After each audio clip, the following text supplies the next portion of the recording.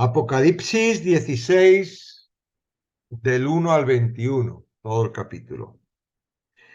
Al comenzar a mostrarse la visión de los juicios de las copas, Juan oyó una gran voz desde el templo.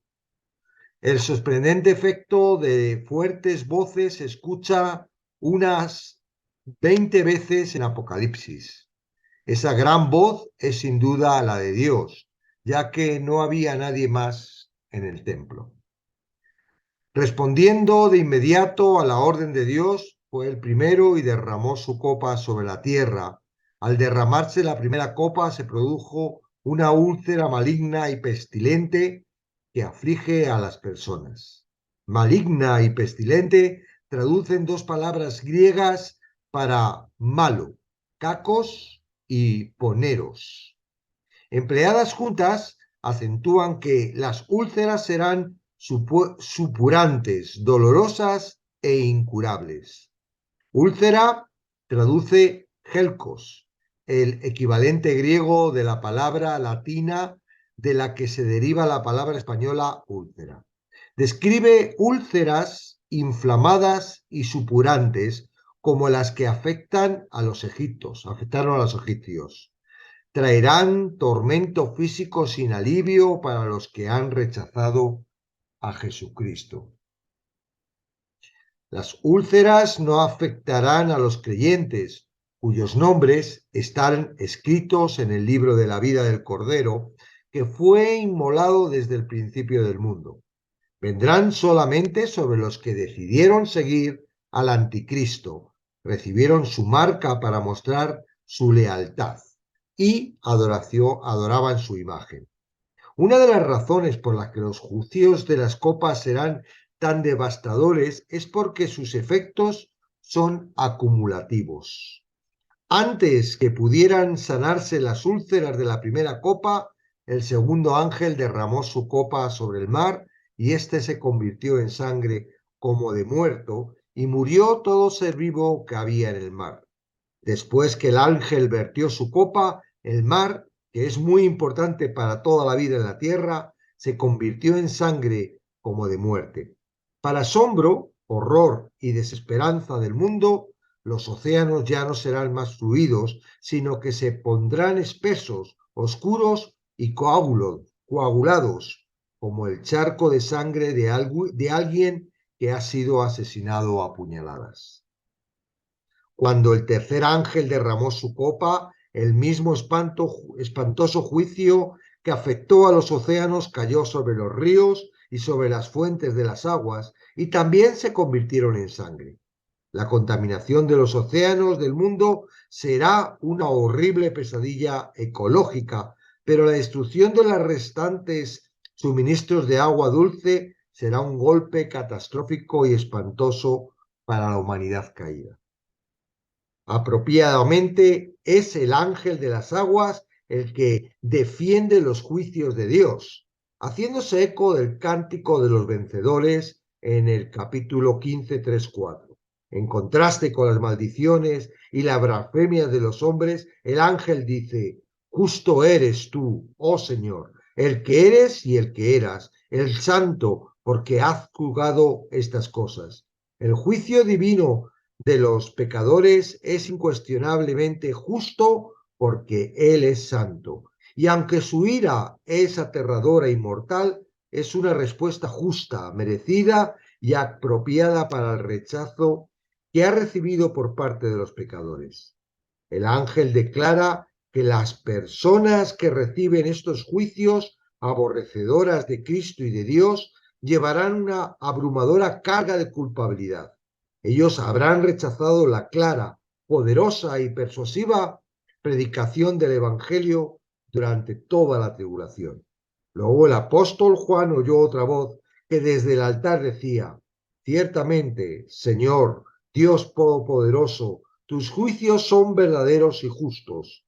El altar personificado se hace eco de los sentimientos del ángel con palabras similares al capítulo 15:3. Pudiera ser que el mismo altar bajo el cual los santos estaban orando por venganza en el capítulo 6, 9 al 11, ahora afirmen que los juicios verdaderos y justos de Dios son las respuestas a estas oraciones. En contraste con los tres primeros ángeles que derramaron sus copas sobre la tierra, el cuarto ángel derramó su copa sobre el sol. Como resultado, el sol, que desde el cuarto día de la creación, en Génesis 1, 14 y 19, ha dado al mundo luz, calor y energía, se convierte en un asesino. Un calor ardiente que sobrepasa cualquier cosa en la experiencia humana, ha de quemar a los hombres de forma tan severa que parecerá que hay fuego en la atmósfera. Los que se quemaron con el gran calor del sol son los mismos hombres que tenían la marca de la bestia y que adoraban su imagen. Otra gran consecuencia del intenso calor solar será el derretimiento de los cascos polares. El resultante ascenso en el nivel de agua de los océanos inundará las regiones costeras, inundando kilómetros adentro con las nocivas aguas de los océanos muertos. Daños muy generalizados y pérdidas de vida acompañarán a estas inundaciones, añadiendo a la increíble misericordia del devastado planeta. Se pudiera pensar que los desastres sin paralelo de los cuatro primeros juicios de las copas harían que las personas se arrepintieran. El juicio de Dios tiene el propósito de llamar a los pecadores al arrepentimiento, Romanos 2:4, o como en el caso de Faraón, endurecerles el corazón. En vez de sentirse culpables por su pecado, en el más conmovedor ejemplo de dureza de corazón en la historia, blasfemaron el nombre de Dios, quien ellos sabían era el responsable directo de toda su miseria. Asombrosamente, saben que es Dios quien tiene poder sobre las plagas que los está afligiendo. Sin embargo, amarán tanto su pecado y estarán tan engañados por el anticristo que no se arrepentirán para darle gloria a Dios. Hasta este punto, solo se ha descrito blasfemando al anticristo. Aquí el mundo adopta su malvado carácter. Ni la gracia ni la ira moverán sus malvados corazones a arrepentimiento. Después el quinto ángel derramó su copa sobre el trono de la bestia y su reino se cubrió de tinieblas. El efecto acumulativo de las dolorosas úlceras, los contaminados océanos, la falta de agua potable, el intenso calor y todo rodeado de tinieblas traerá una insufrible miseria. Sin embargo, increíblemente, los hombres del mundo, malvados e incrédulos, aún no querrán arrepentirse. Juan observa que mordían de dolor sus lenguas por el más intenso e indomable dolor. Sin embargo, en esas mismas lenguas blasfemaron contra el Dios del cielo. Un frecuente título para Dios en el Antiguo Testamento, por sus dolores y por sus úlceras, quizás relacionada con la falta de luz solar, así como por el efecto de las plagas anteriores, y no se arrepintieron de sus obras. El último acto de desafío de estos desesperanzados y atrapados en el sistema satánico del anticristo. Esta es la última alusión a su indisposición a arrepentirse. Las primeras 5 plagas fueron el llamado final de Dios al arrepentimiento. Los pecadores ignoraron ese llamado y se han reafirmado en su incredulidad. Las 2 últimas copas, que contienen los más severos de todos los juicios, se derramarán sobre los hombres endurecidos y no arrepentidos. A diferencia de las 5 copas anteriores, la sexta no implica un ataque específico sobre la humanidad, sino que es preparatoria de lo que viene. Cuando llegó su turno, el sexto ángel derramó su copa sobre el gran río Éufrates. Para el tiempo en que derrama la sexta copa, el Éufrates será muy diferente de lo que es hoy o ha sido siempre. El ardiente calor del sol asociado con la cuarta copa derretirá la nieve de las cimas del monte Ararat. Esto aumentará mucho el volumen de agua en el Éufrates, causando grandes daños e inundaciones a lo largo de su cauce. Los puentes que cruzan el río seguramente se destruirán. Es por esto que se hace patente la razón de esta sexta copa. Al verter el ángel su copa, se secó el agua del Éufrates para que estuviese preparado el camino a los reyes del oriente. Los ejércitos del este necesitan cruzar el Éufrates para alcanzar su destino final, Armagedón, en la tierra de Palestina. El que Dios seque el Éufrates no es un acto de bondad hacia los reyes del oriente, sino de castigo. Ellos y sus ejércitos entrarán en una gran trampa mortal. Cualquiera que sean los motivos humanos para esta fuerza invasora, ya sea rebelión política o rabioso antisemismo, la verdadera razón detrás de su avance hacia Palestina pronto se hace evidente. En una grotesca visión, como algo tomado de una película de horror, Juan vio salir de la boca del dragón y de la boca de la bestia y de la boca del falso profeta 3 espíritus inmundos a manera de ranas. De la boca, que simboliza la fuente de influencia de cada miembro de la Trinidad diabólica, el dragón, Satanás, la bestia, el anticristo y el falso profeta, salió un sucio espíritu inmundo semejante a una rana. Las ranas eran animales inmundos. Después, el breve intervalo de aliento para los redimidos, la narración profética vuelve a los acontecimientos de la sexta copa. Los espíritus demoníacos, engañadores, reunirán a las naciones en el lugar que en hebreo se llama Armagedón. Armagedón es una palabra hebrea que significa monte mejido. La séptima copa es el final derramamiento de la ira de Dios sobre los pecadores en esta tierra actual. Luego de esto, Jesucristo vendrá y establecerá su reino milenario. Al final de ese periodo de 1000 años habrá un acto final de rebelión que será aplastado rápidamente. Pero ese juicio no ocurrirá en el mundo como lo conocemos, ya que la tierra sufrirá cambios espectaculares antes que llegue el reino.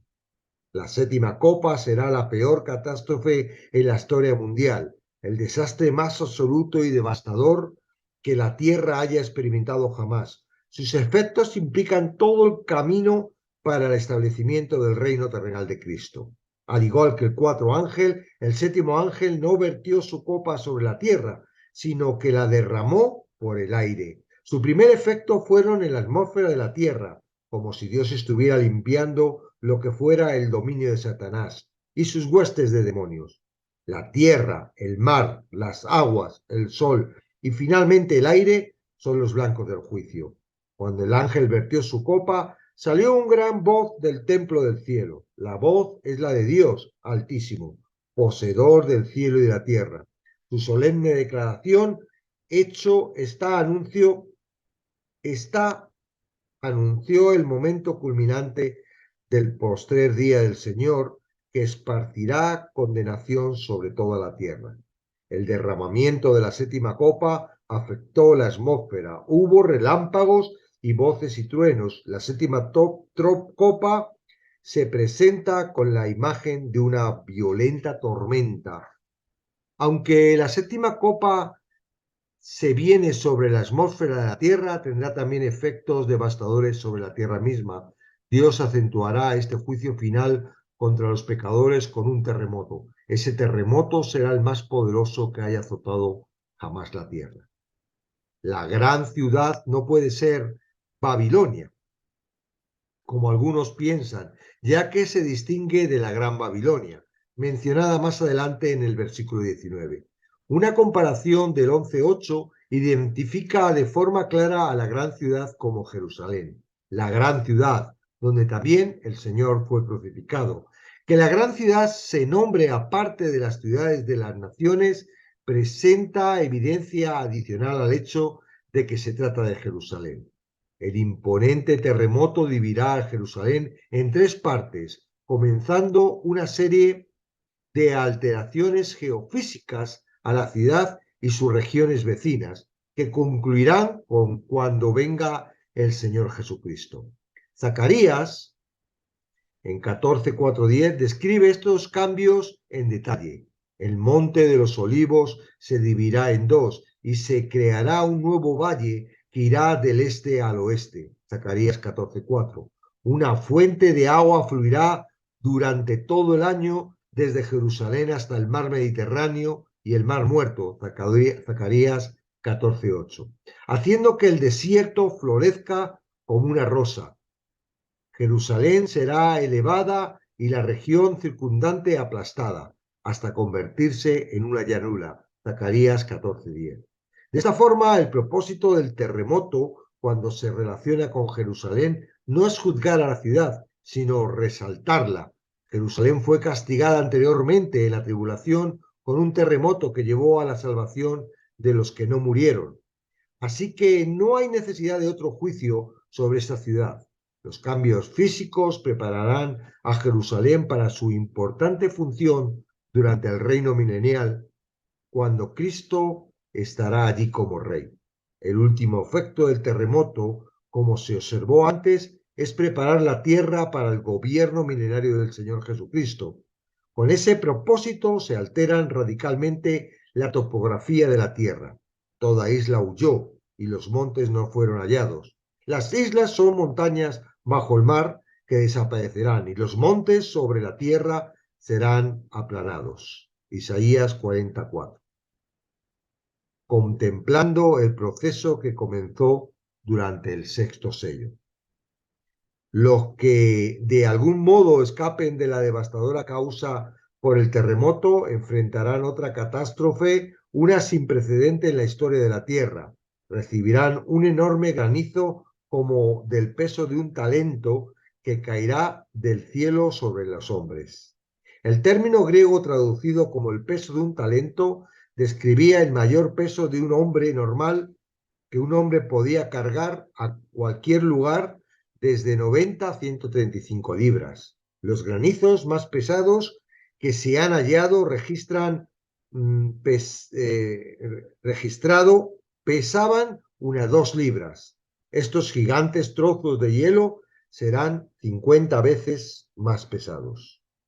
Firmes en su deseo de no arrepentirse, los sobrevivientes del granizo blasfemaron contra Dios por la plaga del granizo, porque su plaga fue sobremanera grande. Increíblemente, la torturada humanidad desafiante sigue endurecida contra Dios, una verdad que debía hacer detener a los que piensan que esos prodigios y señales convencerán a las personas a creer en el Evangelio.